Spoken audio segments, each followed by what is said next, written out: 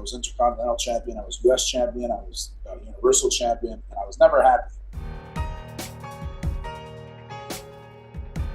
What's up, everyone? Shakiel Mahjouri here for CBS Sports, and you know who this is. He is the former WWE Universal Champion fighting Cody Rhodes for the undisputed WWE title at Bash in Berlin.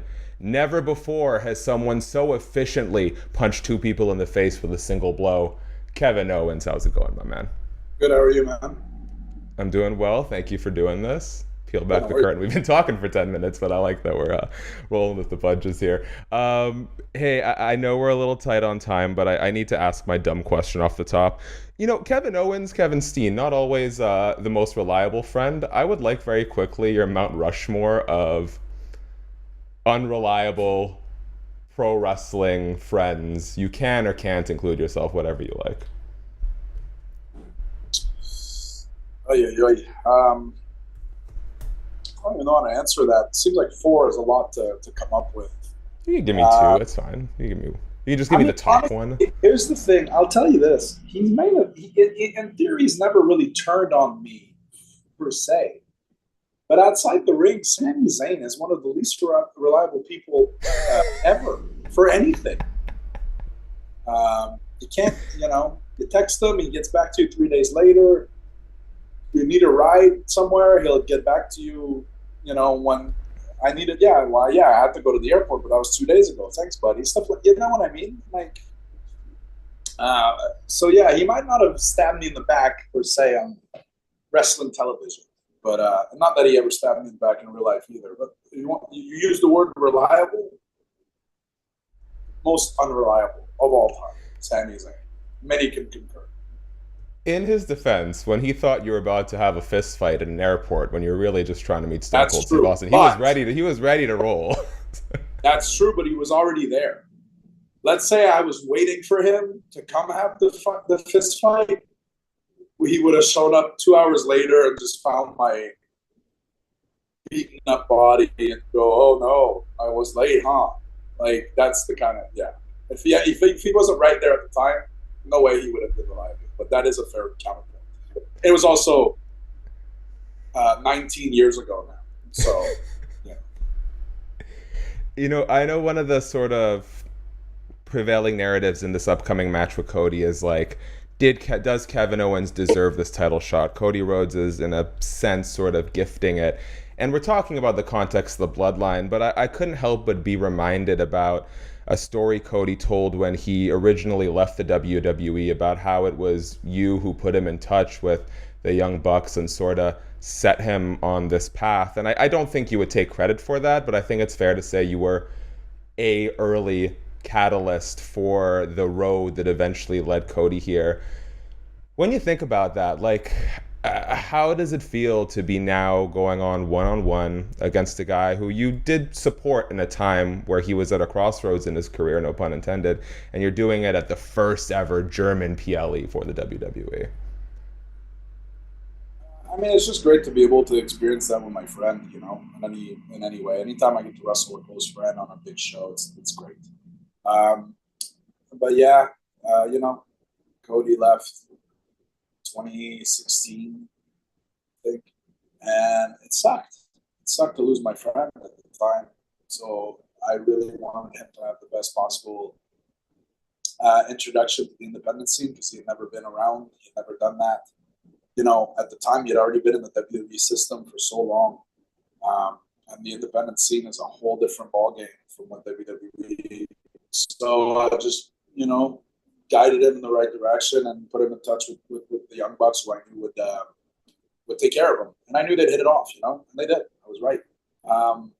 And that just helped him get the right, the right platform, I guess, and everything else he did.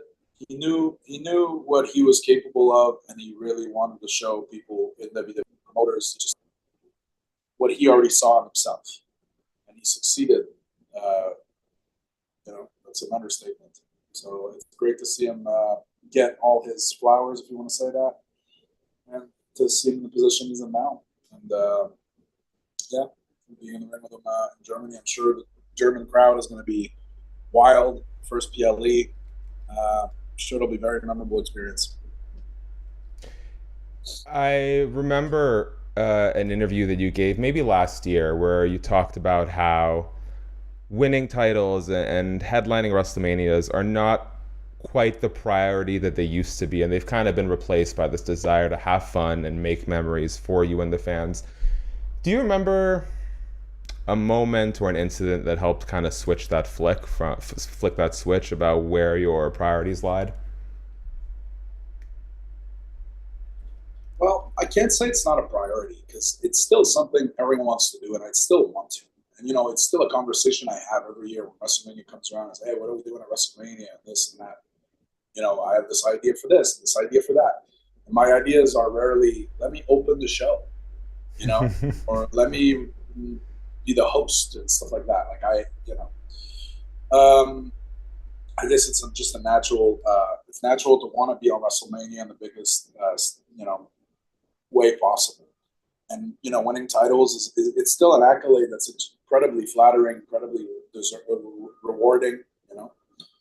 But I think what helped me be less obsessed, I guess, by that aspect of it is from 2015 to 2018, 2019. That's all I could think about. And that was when I was champion all the time. I was Intercontinental champion, I was US champion, I was Universal champion, and I was never happy. Never happy. I always wanted to do more. I wanted the next week to be bigger. I'd finish a match and think, okay, what's next week now? And the people I'd speak to were like, I don't know. We don't know what's next week. We'll figure it out. And I'm like, well, you know what I mean? And I really didn't enjoy any of it as much as I should have. And then I went away and had double knee surgery in 2018. I spent 5 months at home away from it. And I think that really helped me put things in perspective. I really needed to get that time away because at that time I'd been on the road for 4 years with WWE, and it's like a train. You get on and you just don't get off. You don't realize how quickly time passes. And when I went away, I talked to a lot of people about how it was really hard for me to shut it off and just not be consumed by wrestling all the time. I actually remember one of the very useful talks I had was with Shawn Michaels. I called him out of the blue, and he was kind enough to listen to me. And he just kind of helped me, just he told me in a lot of ways throughout his career, he was a lot like me, always obsessed with what's next, and not enjoying the ride. And just hearing it from somebody I looked up to so much just kind of helped me let go of that. And since then, I'll still have my moments where I get swept up, and then I'm able to pull back and go like, hey, this is pretty incredible. Like maybe it's not perfect, or maybe it's not the way you think it should be sometimes, but come on. And that's been very helpful. And since that change of perspective, I've been in the ring with Stone Cold. I've won the tag titles at WrestleMania with my best friend, allegedly. So it's worked out. It's worked out all right. I was in the ring at WrestleMania this year with Randy Orton. It's just mind blowing stuff.